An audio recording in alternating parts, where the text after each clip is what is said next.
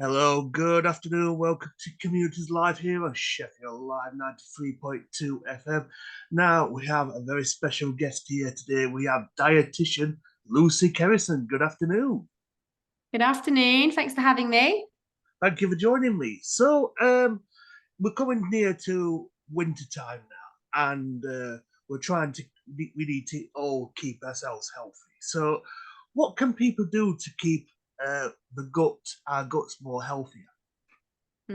Good question. So yeah, I think as we learn more and more about gut health, we're learning kind of the importance throughout the year. And I think especially in the winter months, because we know that a lot of our immune system, so 70% of our immune cells reside in the gut. So if we can look after our gut health, then we can potentially help improve our immune system and, starve off things like coughs and colds. So there's a few different pillars to look at here. So in terms of diet, I'll start with this one because this is a big one. We want to look at two key elements. So one is the diversity of plant-based products we're having. So our plant-based products, including our whole grains, our nuts and seeds, beans and pulses, fruits and veggies. So these all feed our gut bacteria. So these will all have a really beneficial effect. So that's our kind of number one for food. And our number two for food is the total level of fiber we're including. So what we're seeing with the studies is that we kind of see this upward trajectory in terms of the level of fiber and then the benefits in terms of our gut health and our overall health.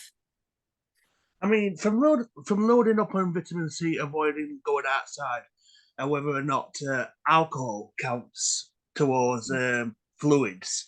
What is the top winter health myths about how to keep yourselves healthy?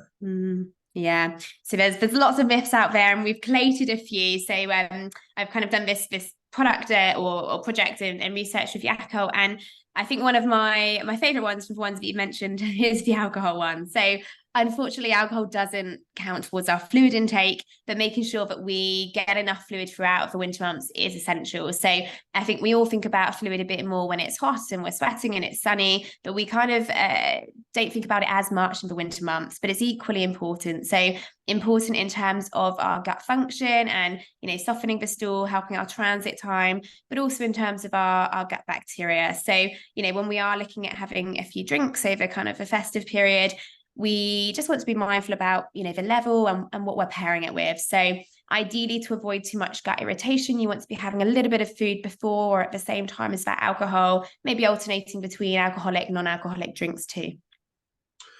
I mean, I'm reading this.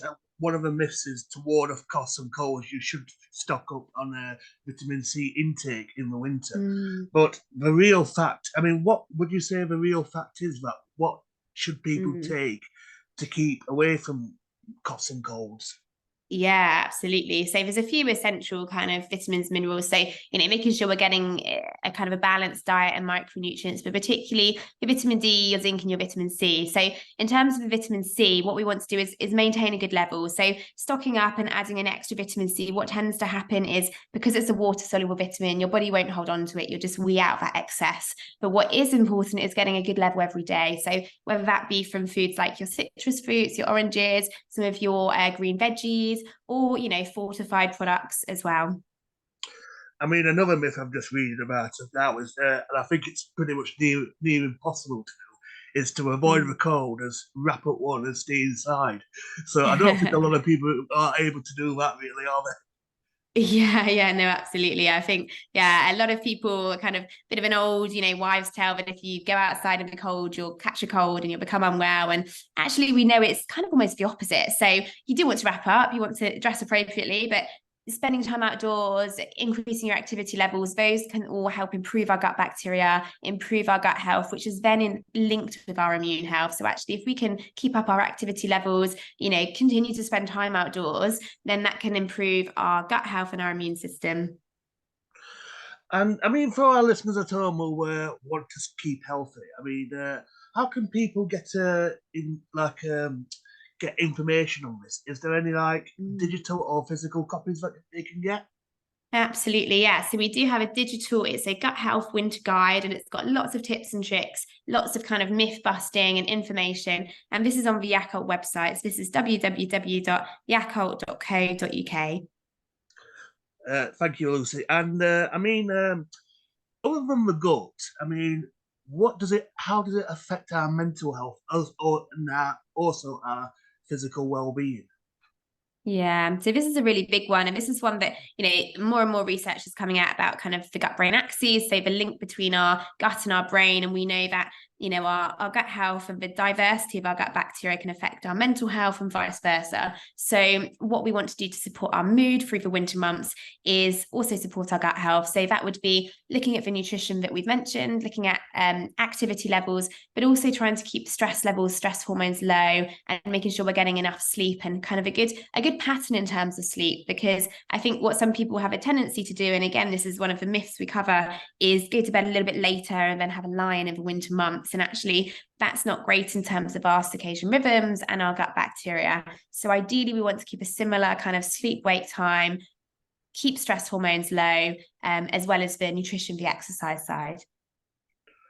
And I'm just reading another myth as well, and I think this one is it's more misleading, especially when it says most of our immune systems are found in our immune cells. Sorry, are found in our nose and throat, and those are where the most bad bacteria are. Isn't that right? So yeah, so most of our immune cells are found in our guts, which is interesting. So I guess, if you think about kind of your nose, your throat, your gut, they're all kind of barriers for bacteria, etc., getting inside. And there's a microbiome or a level of bacteria on all different areas. You've got your skin microbiome, your lung microbiome, etc. But we know that particularly in terms of the immune system, 70% of those cells are within the gut. And so actually, if we can protect and look after our gut health and our gut bacteria, that can then feed back and improve or support our immune system. And I mean, for when the winter's now coming, and for anybody that wants to actually try to lose weight, or diet, should I say, is there a diverse range of diets that people can take? Yeah, there are. So, I mean, there's some that I prefer over others. But definitely, looking after and maintaining a balanced weight is important. So what you want to do is just make sure that you are doing this in a way which is kind of sustainable, slow changes, but also so that you're not starving your gut bacteria. So it's really important to keep in all the different fiber groups. So for example, if you were, you don't want to completely cut out carbohydrates or completely cut out a food group, you want to be making changes that are sustainable, that support weight loss, but also benefit your gut health. I mean, we're coming into our end of time now, Lucy. For my listeners at home, I've got one more question for you: is what would you like to say to our audience who is listening? What would I like to say? Well, there's lots to say, but I guess my key takeaway message. So if we're having a real focus on, winter and gut health, is I've got kind of 3 key takeaways. So one is looking at the diversity of your plant-based products in your diet. So aiming for 30 different plant-based products a week. The second is your total fiber intake. So ideally, you want something plant-based or something fibrous in every meal and every snack. And then my third is just being mindful of your vitamin D, because this is the only nutrient that actually is much harder to get in the winter months. So for most people, they do need to supplement this or to look for kind of additional fortified foods so that they're getting enough vitamin D over the winter months. Lucy, thank you very much for your time. It's been a pleasure. Thanks for having me.